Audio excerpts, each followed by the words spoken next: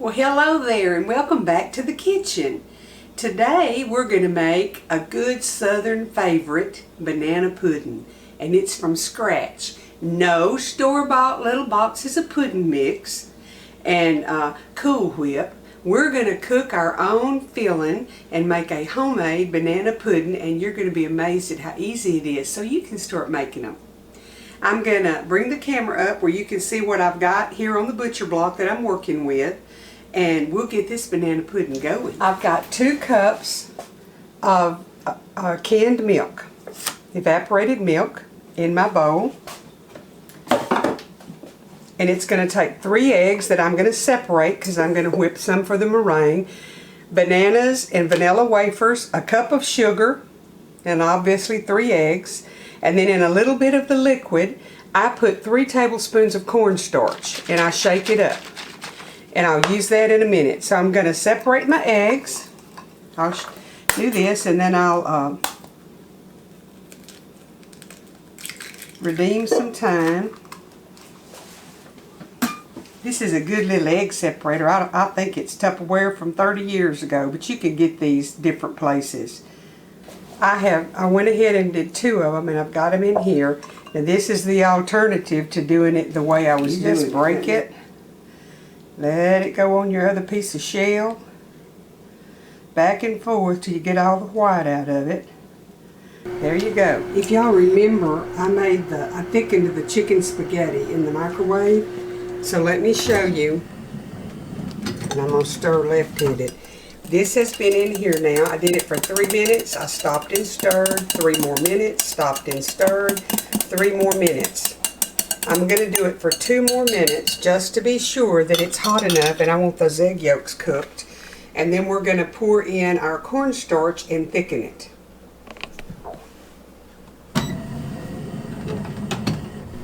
And while that's getting ready to put the cornstarch in, I've added some vanilla wafers to the bottom of my favorite 9x13 pan. And I'm going to slice my bananas over it, but I'm going to slice them as I put them in. It was boiling. So I'm just going to pour in my thickening.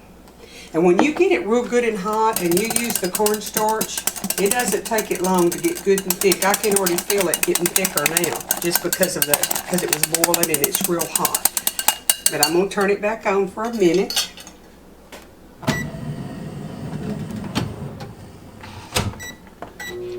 And we'll let it go, and then we'll be back and see what it looks like. I've been busy canning again. Yesterday I made a double batch of the hot dog relish because I had a bunch of zucchini that needed to be used.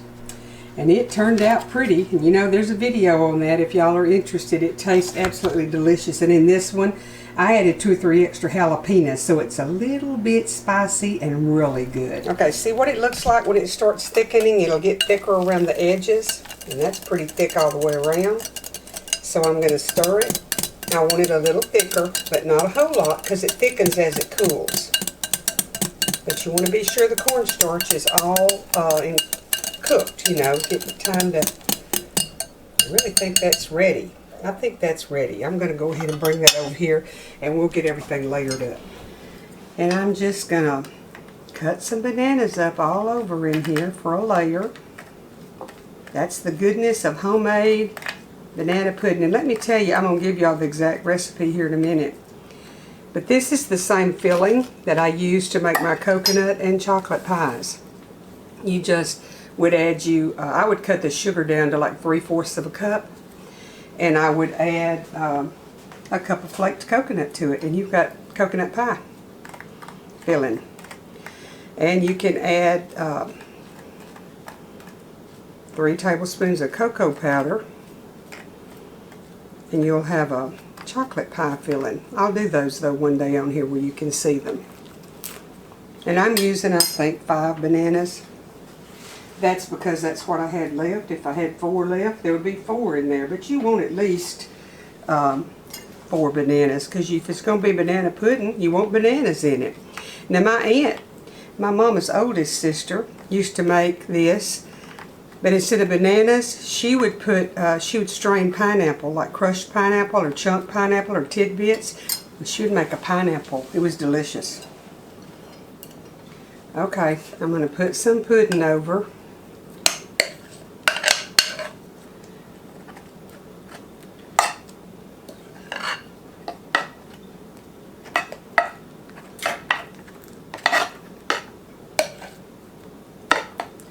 And I'll put another layer of some cookies. And my little cousin didn't want any bananas or pineapple in it. She just wanted cookie pudding. And that's pretty good stuff too.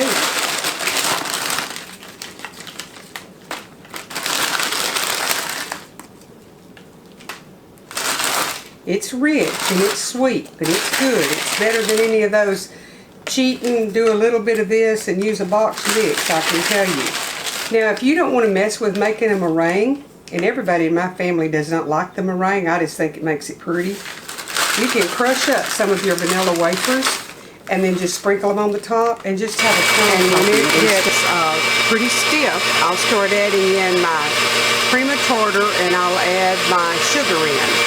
I don't like to add it at the beginning. I'm always afraid that they won't get stiff for me before I can spread them on top. Okay, you can see that they're getting pretty thick. I added my ½ teaspoon of cream of tartar. And I'm going to add my sugar in, a tablespoon per egg, so that's 3.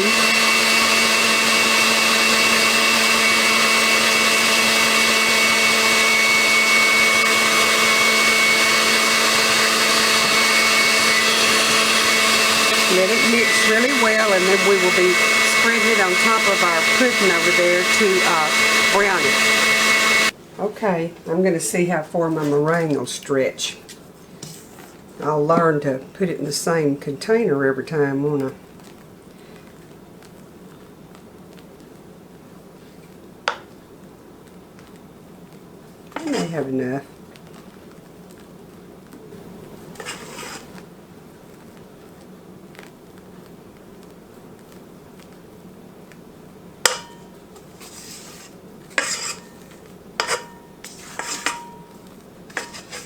Get it all out. Don't waste any of it. And I like to kind of swirl it around a little bit. And I'm going to wipe it down a little bit.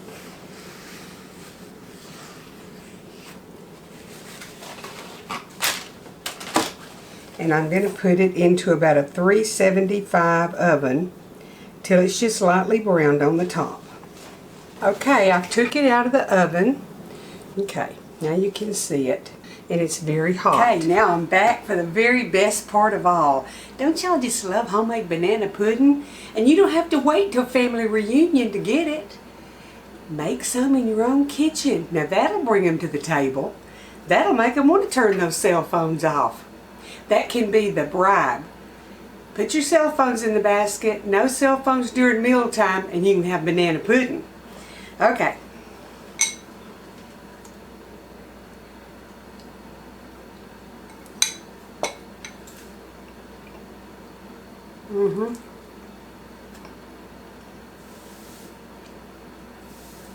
Now if you're one of those good healthy people and you think, ooh, 2 cups of evaporated milk, you can make it with whole milk, you can make it with skim milk. It just won't be as rich and good.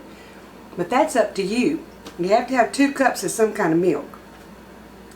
You could even use a cup of regular milk and a cup of half and half. However you want to mix it. But this is how I do it. So make you a banana pudding, quit buying that Jell-O box mix of stuff. Make it homemade. Nearly about everybody has eggs and milk, and well, you may not have cornstarch, but you can get you some. And you can make a homemade banana pudding or a pineapple pudding like I was telling you about. Y'all come back tomorrow because we're going to have some more good recipes coming up. And I already know what I'm going to fix, but I like to keep secrets. That's one secret I can keep. I'm not too good at keeping secrets. If I buy somebody a gift, I can't hardly wait. If it's not time to give it to them, I end up giving it to them ahead of time because I can't stand it. But anyway, so today you've learned how to make a good southern banana pudding. And no telling what you'll learn tomorrow. Y'all have a blessed evening, and I'll see you sometime tomorrow.